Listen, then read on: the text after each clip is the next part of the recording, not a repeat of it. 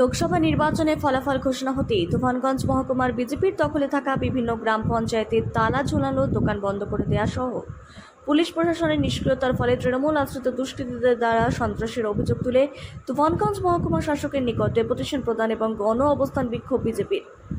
সোমবার তুফানগঞ্জ মহকুমা বিজেপি দলীয় কার্যালয়ের সামনে থেকে মিছিল করে এসে মহকুমা শাসককরণের সম্মুখে অবস্থান বিক্ষোভে বসে বিজেপির কর্মী সমর্থকরা।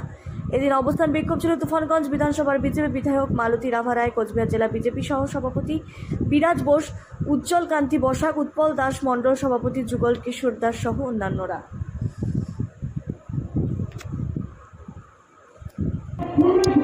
দেখুন, তৃণমূল আশ্রিত সমাজ বিরোধী দুষ্কৃতকারীদের দ্বারা গণতন্ত্রের নির্বাচিত ভারতীয় জনতা পার্টির গ্রাম পঞ্চায়েতগুলোকে দখলদারির যে অবৈধ অগণতান্ত্রিক ঘৃণ্য চক্রান্ত করছে, আমরা এইচডিও মহকুমা শাসকের কাছে যে আমাদের পঞ্চায়েত ভারতীয় জনতা পার্টির জনগণের দ্বারা নির্বাচিত, তাদেরকে প্রত্যেকেই টিএমসি দলে যোগদান করতে হবে।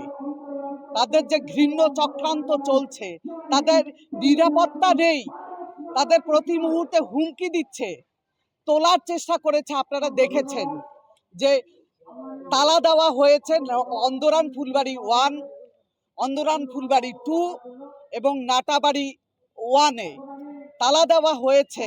তারপর অন্দরান ফুলবাড়ি 1 যে আমাদের পঞ্চায়েত প্রধান, তিনি গিয়ে খোলার পর রাজেশতন্ত্রীর নেতৃত্বে যে আবারও তালা লাগানো হয়েছে সরকারি দপ্তরে, তৃণমূলের দুষ্কৃতীরা গিয়ে তালা লাগিয়েছে। রাজেশতন্ত্রী পঞ্চায়েত সমিতির ভাইস প্রেসিডেন্ট তুফানগঞ্জ 1-এর তার নেতৃত্বে হয়েছে। এবং আমাদের গ্রাম পঞ্চায়েত প্রধান শুক্লা সরকার অধিকারী এবং মণ্ডল প্রেসিডেন্ট শুক্লা সরকার এর হাজবেন্ড সেই বাইকে ছিল। তাকে আপনারা দেখবেন শিববাড়ির ওখানে হয়েছে, সিসিটিভির ফুটেজ দেখবেন, সেখানে তাকে কিভাবে মারা হয়েছে। আমরা অভিযোগ জানানো সত্ত্বেও প্রশাসন কোনো ব্যবস্থা নেয়নি। তাই আমরা প্রধানদের গ্রাম পঞ্চায়েতগুলো যেন সুষ্ঠুভাবে পরিচালিত হতে পারে, তার জন্য এইচডিও সাহেবের কাছে গণ ডেপুটেশনের দাবিতে আজকে এসেছি। উনি বলেছেন যে উনি কয়েক দিনের মধ্যে সমস্ত কিছু ব্যবস্থা নেবেন, আশ্বাস দিয়েছেন। আজকে আপনারা দেখছেন হাজার হাজার কর্মী নিয়ে আমরা গণ ডেপুটেশন দিয়েছি এই তুফানগঞ্জের বুকে।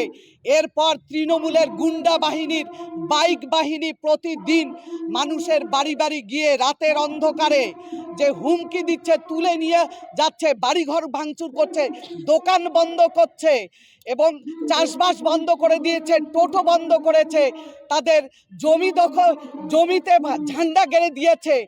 আমরাও যদি আজকে এইচডিও সাহেব বলেছেন তিনি কয়েকদিনের মধ্যে অবস্থা স্বাভাবিক করবেন, যদি না করে আমরা আজকে দেখিয়েছি, এরপরে আমাদের বাইক বাহিনীও এবং বৃহত্তর আন্দোলনে আমরাও সামিল হব। আমরা আলিপুরদুয়ার লোকসভায়, তুফানগঞ্জ বিধানসভা, এখানে বিজেপি পরাজিত হয়নি, এখানে বিজেপি জয়ী হয়েছে। আপনারা দেখেছেন হাজার হাজার কর্মী আজকে একদিনের কথায় তারা এসেছে। এরপরে বাইক বাহিনী বন্ধ না হলে আমাদেরও বাইক বাহিনী মাঠে নামবে। ধন্যবাদ।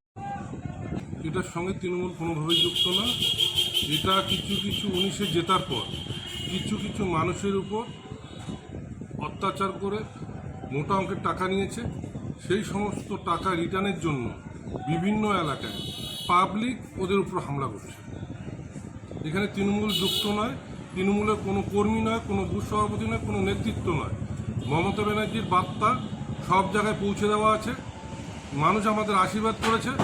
আমরা সেই শান্তিপূর্ণভাবে আমরা 26-এর নির্বাচনকে সামনে রেখে শান্তিপূর্ণভাবে আমাদের এলাকা শান্তিপূর্ণ রয়েছে। গ্রাম পঞ্চায়েতে তালা পাবলিক দিয়েছে, গ্রাম পঞ্চায়েতের প্রধান আসছে না, পরিষেবা পাচ্ছে না। এখানে তো আমাদের কিছু করার নেই, তৃণমূল দল কি করবে? আমাদের তৃণমূলের মধ্যে নেই। পাবলিক লেবাররা যদি কাজ না করে, সঠিক যদি মুনাফা না দেয়, কাজ করে যদি ওদের মূল্যটা না দেয়, যদি লেবার কাজ না করে, এখানে তৃণমূলের কিছু করার নেই। তৃণমূলের কিচ্ছু করার নেই, এখানে লেবাররা কাজ করবে। আমরা তো কোনো লেবারকে না করিনি যে কারো কাজ বন্ধ করার জন্য। কারো পয়সা দেয় না, তার জন্য লেবাররা কাজ করে না। এবং কারো টোটো ফোটো কোনো আটকানো নেই। আমাদের নাটাবাড়ি বিধানসভা সহ তুফানগঞ্জ মহকুমা অনেক শান্তিতে রয়েছে।